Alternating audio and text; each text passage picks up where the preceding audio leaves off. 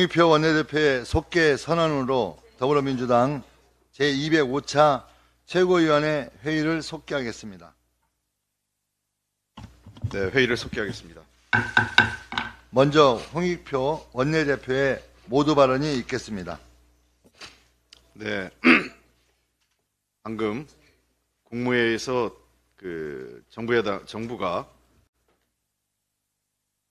특검법에 대한 거부권을 행사했습니다. 국회가 어제 오후 정부로 법안을 이송한 지 하루도 지나지 않아서 마치 무슨 군사작전 펼치듯이 국무위원들을 동원해서 특검에 대한 거부권을 의결한 것입니다. 불참하는 국무위원은 불참사의서를 작성해서 대통령실에 제출하라는 공지까지 했다고 합니다. 방탄국무회의를 연 겁니다. 대통령과 대통령 가족을 위한 방탄국무회의를 전격적으로 실시했습니다. 특검법은 법률 이상의 의미가 있습니다. 윤석열 정부 출범한 1년 8개월 동안 무너진 공정과 상식, 정의를 좀 바로 세워달라는 국민의 엄중한 명령이었습니다. 그러나 대통령은 결국 본인과 가족을 지키기 위해서 국민과의 대결을 선택한 것입니다. 역대 어느 대통령도 자신이나 자신의 가족과 관련된 특검, 검찰 수사를 거부한 적은 없었습니다. 이게 첫 번째 사례입니다. 국민을 버리고 가족을 선택했습니다. 대통령 스스로 무너뜨린 공정과 상식을 바로잡을 수 있는 기회를 포기한 것입니다. 가족 비리 방탄을 위해 거부권을 남용한 최초의 대통령으로 기록될 것입니다. 대한민국에서 대통령은 물론 우리 국민에게도 매우 불행한 일입니다. 국민 상식은 죄를 지었으면 벌을 받으라는 것이고 누구도 법 앞에 외의 없이 적용하라는 것입니다. 대통령이라도 또 대통령의 가족이라도 예외가 돼서는 안 됩니다. 국민에게 맞서서 이기는 권력은 없습니다. 대통령과 정부 여당은 거부권 행사로 모든 상황이 끝났다고 생각하면 큰 오산입니다. 어쩌면 대통령과 정부 여당에 대한 국민의 심판과 저항은 이제부터 시작될 것입니다. 윤석열 정부의 2기 경제팀이 금년 경제정책 방향을 발표했습니다. 민생경제 회복을 경제정책의 최우선 과제로 설정한 것은 그나마 다행입니다. 그러나 내용을 조금씩 구체적으로 살펴보면 도대체 아무런 실질적 대책도 없고 도리어 경제를 위험에 빠뜨릴 수 있는 내용들이 곧 도처에 포함되어 있습니다. 주요 내용을 살펴보면 첫째, 우리 경제를 매우 어려운 상황으로 전락시켜 놓고 여전히 반성이나 또는 새로운 대책은 제시하지 못하고 있습니다. 출범 이후 지속된 감세정책 기조로 나라의 고가는 텅텅 비어감에도 재정의 지속 가능성을 확보하기 위한 노력은 어디도 찾아볼 수 없습니다. 재정적 여력이 없으니 민생경제 활력을 위한 정부의 재정수단, 경제정책 수단이 거의 전무한 상황입니다. 고물가 고금리로 도탄에 빠진 국민의 민생을 그대로 방치하는 것입니다. 야당은 물론 중앙은행이나 한국은행과 같은 중앙은행과 경제 전문가들이 재정의 적극적인 역할을 아무리 얘기해도 정부의 감세정책 그리고 재정의 역할의 무대책은 2025년까지 계속 지속될 상황입니다. 두 번째는 정부가 매우 소극적이고 미봉책 수준에 불과한 정책을 나열했다는 것입니다. 현재 한계 상황에 봉착한 자영업자와 소상공인 대부분이 비은행권 고금리 채무에 몰려 있음에도 이에 대한 지원이 매우 소극적이고 사실상 전무하다고 해도 과언이 아닙니다. 물가 관리를 위해 농산물 수입을 확대할 수는 있지만 그로 인한 농가 피해에 대한 손실 보전 대책은 없습니다. 농산물 가격 하락에 따른 농가의 손실 보전을 위해 농산물 가격 안정제도 도입에 적극적으로 나서야 함에도 이에 대해서는 무시로 일관하고 있습니다. 보다 신속하고 투명한 프로젝트 파이낸싱 구조조정이 절실함에도 돌려막기 수준의 정책으로 현재 위기를 모면하는 지원책만 제시하고 있습니다. 셋째, 말로는 건전재정을 얘기하고 있지만 정책실장은 감세정책, 이러니 어떠한 정책적 수단도 제시하지 못하는 것입니다. 말로는 건전재정을 외치면서 총선용 감세정책을 계속해서 발표하고 있습니다. 그럼에도 이번 발표에서 논란을 피하려 상속세 체계 개편, 금투세 폐지 등은 또 언급하지도 않았습니다. 대통령은 현장 가서 얘기하고 정부의 경제팀은 여기에 포함시키지 않고, 도대체 대통령 말은 그 경제부총리가 무시하는 겁니까? 또는 이거는 전혀 경제정책에 검토하지 않은 내용을 대통령이 일방적으로 현장에 가서 발표하는 겁니까? 도대체 어느 게 사실입니까? 빚은 빚으로 갚고 빚내서 집사라는 정책은 유지하면서 가계부채를 안정적으로 관리하겠다는 것은 앞뒤 안 맞는 그 엉뚱한 현실에 전혀 부합하지 않는 가계부채 대책입니다. 개발제한구역 해제는 지방 살기가 아닌 수도권 집중과 지방 소멸만 가속할 것입니다. 말과 행동이 모순되니 국민 분노만 커지는 것입니다. 네 번째, 무책임한 정책으로 국민은 무시하고 민생은 방관하는 경제기조라는 것입니다. 전세사기 피해 대책은 선보상 후 구상권 청구가 핵심입니다. 이 내용을 골자로 하는 민주당의 전세사기 피해 방지법은 논의도 없이 반대만 하고 있습니다. 매 10만 호의 주택 공급 약속은 윤석열 대통령의 대선 공약인데 지난해 5만 호도 못 채운 것에 대한 반성은커녕 내년도 목표를 9만 호 공급으로 축소해서 발표하고 있습니다. 지난해 미분양 주택에 대한 정부 매입을 우리 당이 제안했으나 정부 여당이 거절해 그 사태가 더욱 악화되고 있습니다. 그러더니 이제 와서 겨우 1만 호 매입하겠다며 생색만 내고 있습니다. 결국 정부의 2024년 경제정책 방향은 경제를 살리고 민생을 책임지겠다는 의지나 대책이 없습니다. 경제 기조를 살펴보지만 이리저리 오락가락할 뿐 중심이 되는 어떤 비전도 찾을 수 없습니다. 정부의 철학이 빈곤하니 건전재정과 감세에만 더 집착하는 것 같습니다. 세수 기반 확보에 대한 명확한 계획 없이 열악해진 재정에 감세만 하다가 우리 경제가 돌아올 수 없는 강을 건널 수 있다는 점을 분명하게 경고합니다. 이상입니다. 다음으로 고민정 최고위원의 발언이 있겠습니다. 오늘 저희 민주당은 류일임 방송통신심의위원회 위원장을 공직자의 이해충돌 방지법 위반 혐의로 서울 남부지검에 고발할 예정입니다. 류일임 방심위원장은 가짜뉴스를 잡겠다면서 아들, 동생 등 가족과 지인을 동원해 민원을 접수하는 청부 민원을 자행한 바 있습니다.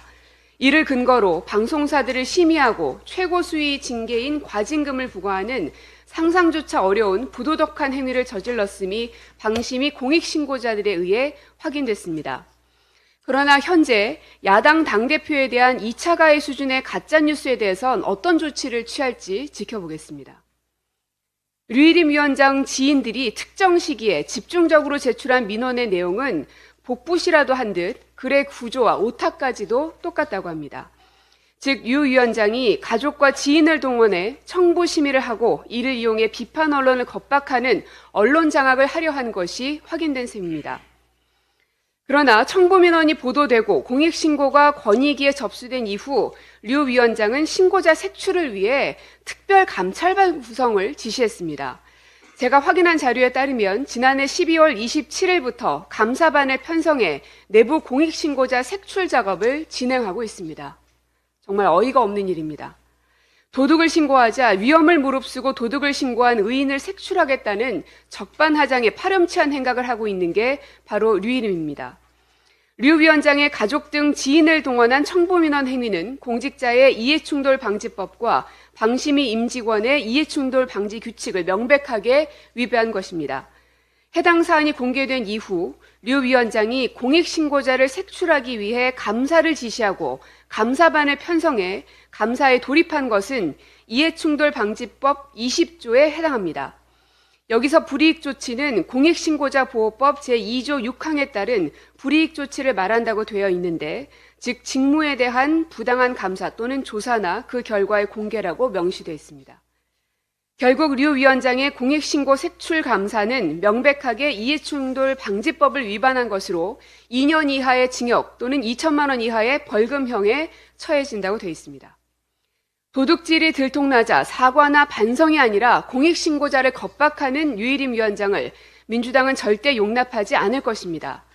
유일임 방심위는 현재 감사와 공익신고자 색출 작업을 진행하고 있으며 공익신고를 받은 권익위는 공익신고에 대해 소극적 태도로 현재 사안을 보류 중인 것으로 파악되고 있습니다. 방심위는 공익신고자 색출 감사를 당장 중지하고 권익위는 공익신고에 대해 즉각 조사에 착수하고 신고자 보호 조치에 나서야 할 것입니다. 그리고 윤석열 대통령은 국기문란에 위법한 행위를 저지른 유일임 방심위원장을 즉각 해촉하기 바랍니다. 다음으로 박찬대 최고위원의 발언이 있겠습니다. 김건희 특검법과 55 클럽 특검법이 국무회의에서 거부권 행사로 의결됐습니다. 많이는 법 앞에 평등하다고 했습니다. 그것이 공정이고 상식입니다. 국민의 70%가 거부권 행사를 반대하고 있는데 국민의 뜻은 늘 옳다던 대통령이 국민의 뜻을 거부하는 것은 모순입니다.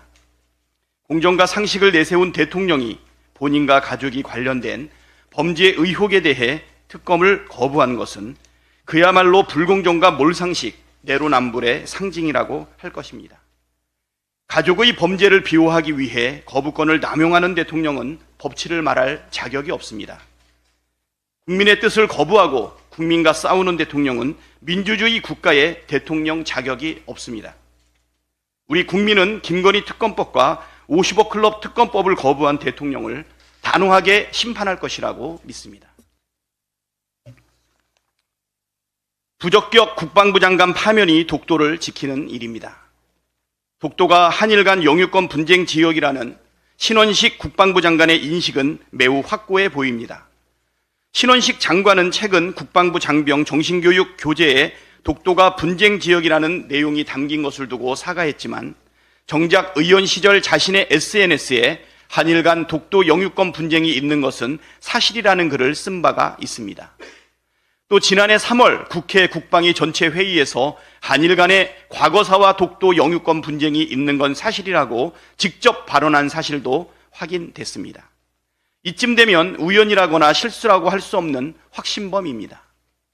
국토를 지켜야 할 국방부 장관이 대한민국의 고유 영토인 독도를 분쟁 지역으로 인식하고 있다니 기가 막히고 통탄스럽습니다. 국방부의 해명도 황당합니다. 국방부는 신원식 장관의 독도 영유권 분쟁 발언에 대해 의원 신분의 말이었다고 해명했는데 이게 말입니까? 의원 신원식과 장관 신원식은 다른 사람입니까?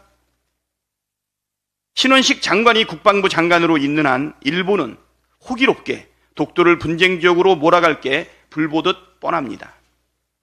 신원식 장관을 대하는 태도를 통해 윤석열 대통령의 독도 수호 의지를 가늠할 수 있습니다.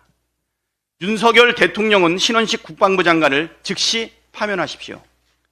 대통령은 영토를 수호해야 할 헌법상 의무가 있음을 주지하십시오.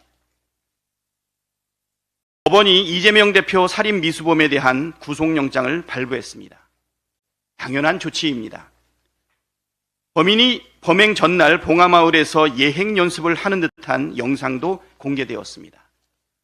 수사 당국은 범인이 무슨 동기로 살인을 계획하고 범행했는지, 공범이나 배우는 없는지 한 점 의혹도 남지 않게 낱낱이 밝혀내야 할 것입니다. 온 국민이 두 눈 부릅뜨고 지켜보고 있다는 점을 반드시 명심하십시오. 이어서 서영교 최고위원의 발언이 있겠습니다.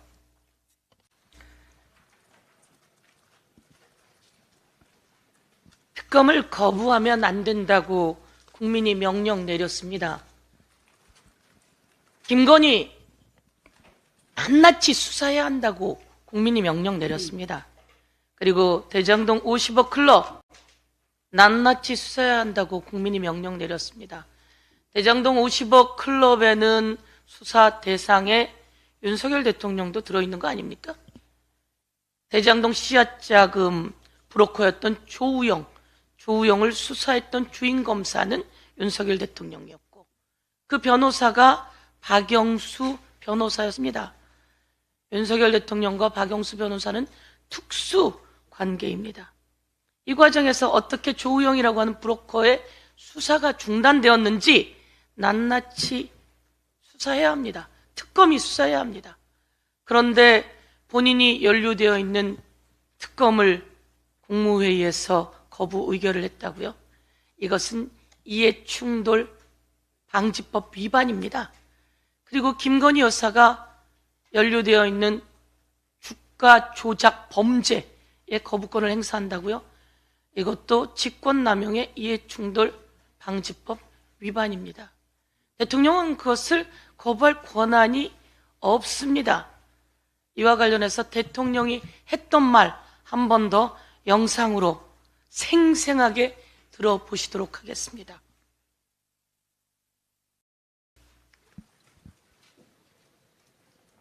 특검을 왜 거부합니까?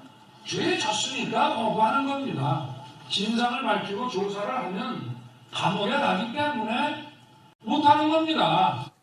한 번 더 들어주시죠. 특검을 왜 거부합니까? 죄에 졌으니까 거부하는 겁니다. 진상을 밝히고 조사를 하면 감옥에 가기 때문에 못하는 겁니다. 대통령은 자신이 한 말을 잊어버리는 겁니까? 아니면 지우는 겁니까? 아니면 뻔뻔하게 다시 거짓말을 하는 겁니까? 특검을 왜 거부하는 겁니까? 죄를 지었으니까 거부하는 겁니다.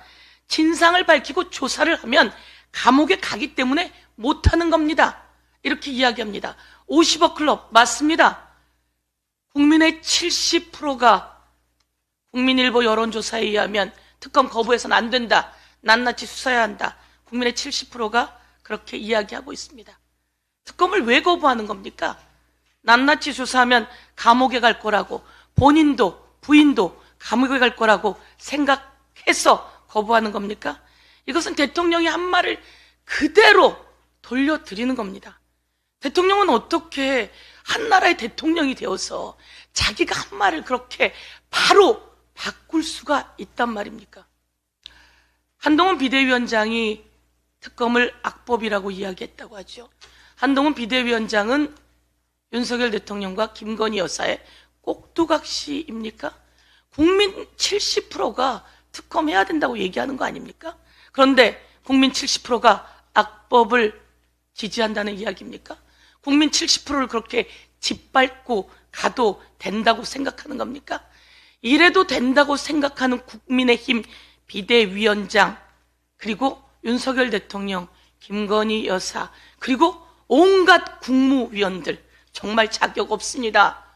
국민 여러분, 대통령 정말 근소한 차이로 된 윤석열 대통령, 대통령 한 명 바뀌어서 세상이 이렇게 바뀌었습니다. 경제는 다 망가졌습니다. 국민이 아주 힘든데 이 대통령과 윤석열 정부는 부자들 세금만 깎아주는데 혈안이 되어 있습니다. 부자들 세금 다 깎아주고 나면 그 세금은 누가 다 어깨에 짊어져야 하는 겁니까? 국민이 다 어깨에 짊어져야 하는 겁니다. 대통령은 기자회견을 하지 않습니다. 무엇이 두려운지 22년 8월에 기자회견을 한 번 했습니다. 시작이자 마지막 기자회견. 이번에도 신년 기자회견을 하지 않고 민생 토론회를 했습니다.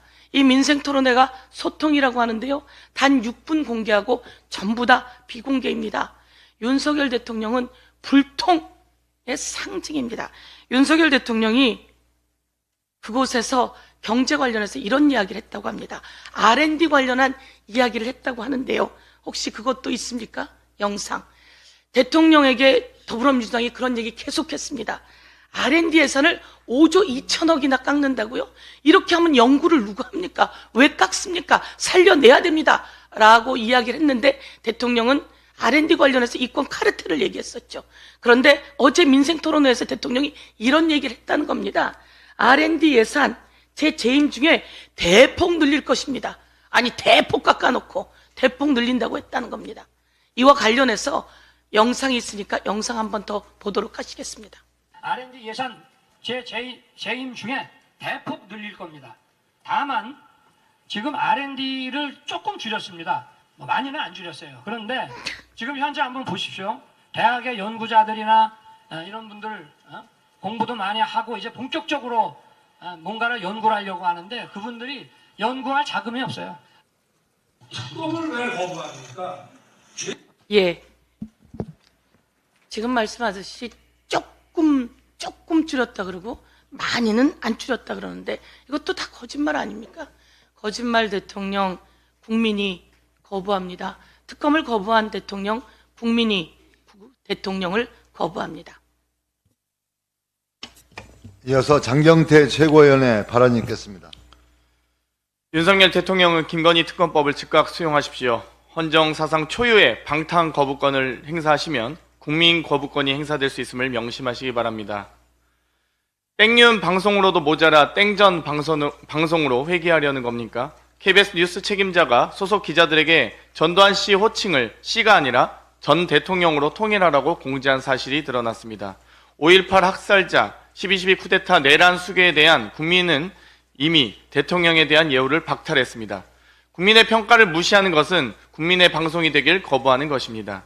더구나 내부 절차도 없이 기자들과 논의도 없이 일방적으로 공지한 것은 KBS 내에 독재가 되살아난 것이 아닌지 의심스럽습니다. 독재자를 치켜세우는 공영방송, 독재자만 바라보는 공영방송, 공영방송이 독재방송이 된다면 국민께서 냉엄한 평가를 하실 것입니다. 이상입니다. 이어서 서은숙 최고의 발언이 있겠습니다. 부산 가덕도에서 이재명 대표 정치 테러 사건이 발생한 직후 민주당은 물론이고 많은 국민들은 두 가지를 바랬습니다. 첫째, 이재명 대표가 생명을 잃지 않고 응급치료와 수술을 잘 받아서 무사히 회복돼 있기를 바랬습니다. 둘째, 정치 테러범을 철저히 수사하여 사건의 진상을 명명백백하게 밝힐 것을 바랬습니다. 그런데 이재명 당대표가 쾌유되기도 전에 이재명 당대표 정치 테러 사건의 본질을 왜곡시키려는 정치적 시도가 목격되고 있습니다. 이재명 대표가 정치 테러가 발생한 부산에서 수술받지 않고 닥터헬기를 이용하여 서울로 이송되어 수술받은 것을 가지고 조선일보와 부산시의사회가 정치적 공격을 시도하고 있습니다. 너무나 터무니없는 정치적 공격입니다. 환자를 응급 이송하여 환자가 정신적으로 가장 의지하는 가족들이 있는 서울에서 수술하고 간호하는 것이 가능하도록 부산대병원에 요청한 것입니다. 정치 테러를 당한 제1야당 대표의 생명을 앞에 두고 이재명 당대표의 쾌유를 기원하고 야만적 정치 테러를 규탄하는 것보다 이재명 당대표와 민주당을 정치적으로 공격하는 것에 더 집중하는 언론과 의료인이 있는 이 현실이 참담합니다. 어쩌면 이런 참담한 사회적 현실이 정치적으로 다른 생각을 가진 야당 대표를 증오하고 급기야 살해하려는 마음까지 먹게 만드는 토양이 되지 않았는지 돌이켜봐야 할 것입니다. 부산시 소방본부는 응급환자 이송을 참 잘했습니다. 부산대 외상센터도 응급진료를 참 잘했습니다. 서울대 외상센터 역시 응급진료를 참 잘했습니다. 그런데 누가 사회적 갈등과 정치적 갈등을 인위적으로 만들고 있습니까? 그들이 바로 민주주의를 병들게 하는 존재들입니다. 부끄러워하기 바랍니다. 마지막으로 박정현 최고의 발언이 있겠습니다. 김건희 특검 거부 고소하는 윤 대통령 더 이상 법치 거론 말라. 경향신문 사설 제목입니다. 지금 국민들의 심정이 딱 이럴 겁니다. 대통령 거부권은 가족의 비리 의혹 수사를 막는 데 쓰라고 있는 것이 아닙니다. 60%가 넘는 국민들이 김건희 특검법 거부권 행사에 반대하고 있습니다. 김건희 특검 거부권 행사는 윤석열 대통령이 국민을 거부하는 것입니다. 국민을 거부하는 대통령, 이제 국민이 거부할 것입니다. 이상 발언을 모두 마치고 원내대표께서 회의를 폐하하시겠습니다. 회의를 마치겠습니다.